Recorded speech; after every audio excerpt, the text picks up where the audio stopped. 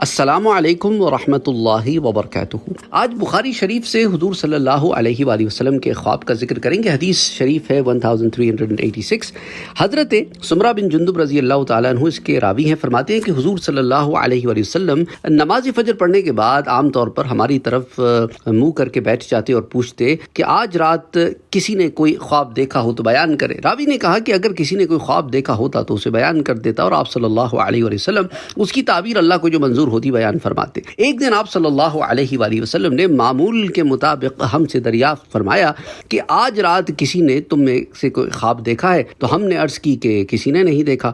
تو آپ صلی اللہ علیہ وآلہ وسلم نے ارشاد فرمایا لیکن میں نے آج رات ایک خواب دیکھا ہے کہ دو آدمی میرے پاس آئے اور انہوں نے میرے ہاتھ تھام لیا اور وہ مجھے ارض مقدس کی طرف لے گئے، وہاں سے پھر عالم بالا کی طرف لے گئے۔ پھر حضور صلی اللہ علیہ وآلہ وسلم نے بڑی طویل حدیث ہے، اس میں بہت ساری باتوں کا ذکر فرمایا، برزخ سے متعلق بہت ساری باتوں کا اس میں ذکر ہے، لیکن جس بات کا میں آج آپ سے ذکر کرنا چاہتا ہوں وہ کچھ اس طرح یہاں پر جب اس مقام پر پہنچے کہ جب وہ حضور صلی اللہ علیہ وآلہ وسلم کو مختلف چیزیں دکھاتے اور حضور دریافت فرماتے تو وہ کہتے کہ آگے چلیں، تو کہتے ہیں میرے پیارے نبی صلی اللہ علیہ وآلہ وسلم کہ ہم آگے چلے یہاں تک کہ ایک ہرے بھرے باغ میں پہنچے، اس میں ایک بڑا درخت ہے اور اس کے نیچے ایک بڑی عمر کے صاحب بیٹھے ہیں اور بچے بھی ان کے آس پاس بیٹھے ہیں۔ اس درخت کے قریب ایک اور شخص بیٹھا ہوا ہے اور اس کے سامنے آگ جل رہی ہے جسے وہ دھونک رہا ہے۔ پھر وہ دونوں مجھ کو چڑھا کر درخت کے اوپر لے گئے، وہاں ایک گھر درخت کے بیچ میں نہایت عمدہ تھا، اس میں مجھے داخل کر دیا۔ میں نے اس گھر سے اچھا گھر کبھی نہیں دیکھا، اس میں بہت سے مرد، بوڑھے، جوان، عورتیں اور بچے بھی تھے۔ پھر اس سے باہر لا کر اور اوپر لے گئے، وہاں ایک گھر پہلے گھر سے بھی عمدہ تھا، اس میں لے گئے، اس میں بوڑھے اور جوان تھے۔ میں نے ان دونوں سے کہا کہ تم مجھ کو تمام رات تم نے پھرایا، اب بتاؤ کہ یہ سب کیا اسرار ہیں؟ تو انہوں نے پھر مجھے چیزوں کو بیان فرمانا شروع کیا۔ تو اب یہ جو سوالات، یہ جو معاملات جو بخاری شریف کی روایت سے میں نے آپ کو جو ذکر کیے ہیں، ان پر میں کانسنٹریٹ کر کے ان کے جوابات دیتا ہوں۔ باقی جو تمام معاملات تھے ان کا تعلق سزاؤں سے تھا، عذاب سے تھا، وہ کسی اور درس میں انشاءاللہ تعالی ہم دیکھیں گے۔ تو بہرحال اب انہوں نے بیان کرنا شروع کیا کہ وہ جو درخت کے نیچے جو بوڑھے شخص تھے، بڑی عمر کے شخص تھے، وہ حضرت ابراہیم علیہ السلام تھے، اور ان کے ارد گرد جو بچے تھے وہ لوگوں کی نابالغ اولاد، یعنی کہ وہ بچے جو نابالغ عمر میں چاہے کسی کے ہوں، کافر کے ہوں، مشرک کے ہوں، مسلمان کے ہوں، کیونکہ ابھی تو اس کا دفتر اعمال نامے کا کھلا ہی نہیں نا، وہ تو بلوغت کو پہنچا ہی نہیں۔ اس ایج میں جو بچے چلے جاتے ہیں یہاں سے، وہ پھر برزخ میں حضرت ابراہیم علیہ السلام کی زیر تربیت ہوتے۔ سبحان اللہ، سبحان اللہ، سبحان اللہ۔ تو وہ تمام ماں باپ جو یہ دروس سن رہے ہیں غور سے سنیں، کیونکہ یہ ان کے لیے ایک بڑے ڈھارس کی بات ہے کہ your kids are in safe hands, آپ کے بچے برزخ میں ایک اعلیٰ شخصیت حضرت ابراہیم علیہ السلام کی زیر تربیت ہے۔ ایسا معلم دنیا میں بھی نہیں ہے کوئی، اللہ نے برزخ میں ان کے لیے اہتمام کر رکھا ہے۔ اب حضرت ابراہیم علیہ السلام انہیں کیا تعلیم دیتے ہیں، ان کی کیسے تربیت فرماتے ہیں، یہ تو ہم نہیں جانتے، پر اتنا تو ہم جان سکتے ہیں اور وثوق سے کہہ سکتے ہیں وہ بڑی اعلیٰ تربیت ہوگی، وہ ایسی تربیت ہوگی کہ دنیا میں کوئی شخص ایسی تربیت نہیں کر سکتا جو حضرت ابراہیم علیہ السلام ان کی کر رہے ہیں۔ اور پھر ان فرشتوں نے کہا کہ آپ نے جو شخص دیکھا جو آگ دھونک رہا تھا وہ مالک ہے جو دوزخ کا داروغہ ہے، اور پہلا گھر جس میں آپ داخل ہوئے وہ عام مسلمانوں کا گھر ہے۔ اللہ اکبر، اللہ اکبر۔ تو میرے پیارے نبی نے اس گھر میں کیا دیکھا یاد ہے آپ کو؟ ابھی تھوڑی دیر پہلے میں نے آپ سے ذکر کیا تھا، اس میں مرد بھی ہیں، بوڑھے بھی ہیں، جوان بھی ہیں، عورتیں بھی ہیں اور بچے بھی ہیں۔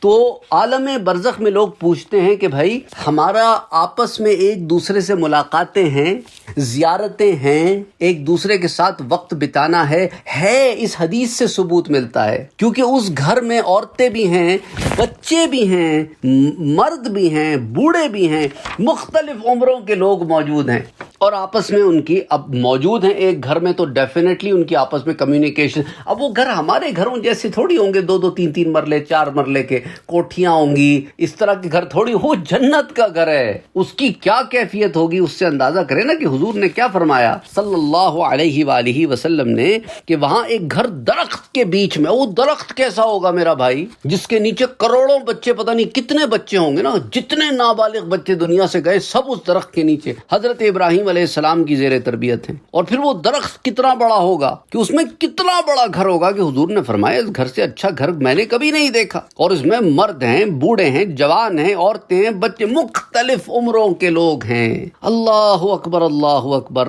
یہ ظاہری وضاحت ہے نا، کیونکہ مختلف عمروں میں لوگ دنیا سے جاتے ہیں تو وہاں پر ان کی زیارتیں ہیں، ملاقاتیں ہیں، آپس میں ملنا جلنا ہے۔ پھر حضور کیا فرماتے ہیں، پھر مجھے اس سے اوپر لے گئے، وہاں ایک گھر پہلے گھر سے بھی اچھا تھا۔ تو حضرت جو دو فرشتے آئے تھے انہوں نے فرمایا کہ حضرت جس گھر میں آپ کو ہم دوسرے گھر میں لے گئے وہ شہیدوں کا گھر ہے۔ اللہ اکبر، اللہ اکبر، اللہ اکبر۔ یعنی وہاں اللہ نے عام مسلمانوں کا ایک گھر رکھا ہے، پھر اس کے اوپر شہداء کا گھر رکھا ہے۔ پھر شہید ضروری تو نہیں ہے نا کہ صرف مرد ہی ہوں، عورتیں بھی تو شہید ہوتی ہیں، تو اللہ سبحانہ و تعالی نے وہاں ان کے لیے خاص انتظام کر رکھا ہے۔ سبحان اللہ، سبحان اللہ، سبحان اللہ، سبحان اللہ۔ پھر ان دونوں لوگوں نے مجھے اپنے آپ کو بتایا کہ ایک نے کہا کہ میں تو جبرائیل ہوں اور دوسرے نے کہا میں میکائیل ہوں۔ یعنی اس خاص سفر کے لیے اللہ نے ملائکہ کے سرداروں کو چنا کہ انہوں نے آپ کو خواب میں یہ تمام مقامات دکھلائے۔ پھر بولے سر اوپر اٹھا کے تو دیکھیں، تو حضور نے فرمایا میں نے سر اٹھایا تو میرے اوپر ایک سفید بادل نظر آیا، بولے کہ یہ آپ کا گھر ہے۔ میں نے کہا مجھے چھوڑ دو، میں اپنے گھر میں داخل ہونا چاہتا ہوں۔ تو کہنے لگے ابھی آپ کی عمر باقی ہے، پوری نہیں ہوئی، اگر پوری ہو چکی ہوتی تو ابھی چلے جاتے۔ سبحان اللہ، سبحان اللہ، سبحان اللہ۔ یاد رکھو کہ انبیاء کا خواب بھی وحی ہوتا ہے۔ یہ تمام واقعات حضور نے جو بیان فرمائے ہیں یہ ہم پر وہ پردے اٹھا دیے، جو ان سوالات کے جوابات ہمیں عطا فرما دیے جو ہمارے علم میں نہیں تھے۔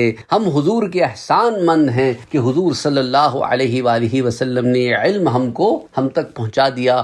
پاک پروردگار کے احسان مند ہیں کہ انہوں نے حضور تک علم کو پہنچا کر ساتھ یہ نہیں فرما دیا کہ آگے نہ بتانا انہیں۔ کتنا علم ہے جو اللہ نے اپنے نبی کو دیا، نبی نے بعض چیزیں ہمیں بتا دیں، بعض نہیں بتائیں۔ تو اس حدیث سے ہمیں کئی چیزوں کا حال معلوم ہوتا ہے، اور اس کے اندر سزاؤں کا بھی، بہت ساری سزاؤں کا بھی ذکر ہے جو برزخی سزائیں لوگوں جس سے گزر رہے ہیں۔ میں نے اس میں خاص کر کے انہیں ذکر نہیں کیا کیونکہ میرا مقصد اس حدیث مبارکہ سے ان واقعات کو آپ کے سامنے پیش کرنا تھا جن کا تعلق برزخی حیات میں ان معاملات سے ہے جس کے بارے میں آپ لوگوں نے سوال کیے تھے پچھلے دنوں کہ کیا برزخ میں ملاقاتیں ہیں تو کیسی ہیں، ہم کیسے ایک دوسرے سے انٹریکٹ کر پائیں گے۔ تو یہاں اللہ نے اس خواب کے ذریعے یہ بھی بتا دیا کہ وہاں مقامات بھی جدا جدا ہیں، اور نبی کا مقام اللہ نے اپنے نبی کو خواب میں بتایا کہ آپ کا مقام ان سب سے اعلیٰ ہے کیونکہ آپ خاتم الانبیاء والمرسلین ہیں۔ وہ ایک بادل میں چھپا کے رکھا ہے، پھر وہ ایک مقام جب آئے گا تو پھر اس مقام پر آپ کو اللہ آپ کا رب مطلع فرمائے گا۔ سبحان اللہ۔ لیکن عام مسلمانوں کے بارے میں بھی اس میں ذکر آ گیا، اور آپس میں سب کا ایک جگہ پر موجود ہونا، وہ بھی معاملہ ہمارے سامنے آ گیا۔ تو بہرحال اللہ سبحانہ و تعالی آسانیاں پیدا فرمائے، اللہ سبحانہ و تعالی ہمیں نیک لوگوں میں شامل فرمائے، اللہ سبحانہ و تعالی ہمارے گناہوں کو معاف فرمائے، اللہ سبحانہ و تعالی جن کے پیارے چلے گئے ہیں ان پیاروں کی مغفرت فرمائے، اور جو پیچھے لوگ رہ گئے ہیں اللہ سبحانہ و تعالی ان کے گناہوں کو بخش دے۔ پیاروں سے جب ملاقات ہو برزخ میں انشاءاللہ تعالی سب کے مقام ایسے ایلیویٹڈ ہوں، ایسے پیارے ہوں کہ بندہ ایک دوسرے سے ملے، اور پھر وہ سارا معاملہ جن کے لیے ہم یہاں دنیا میں سوال کرتے ہیں وہاں اس زندگی کو جئیں صحیح طور پر جیسا کہ جینا چاہتے ہیں۔ پھر اللہ سبحانہ و تعالی آگے قیامت میں بھی معاملے آسان فرمائے، اور پھر برزخ کے بعد، قیامت کے بعد جنت میں بھی ایک دوسرے کا ساتھ عطا فرمائے۔ آمین یا رب العالمین۔ اللہم صلی علی محمد وعلی آل محمد صلی اللہ علیہ وآلہ وسلم۔ Don't forget to like, share, comment and subscribe to Sayyid Saad Qadri.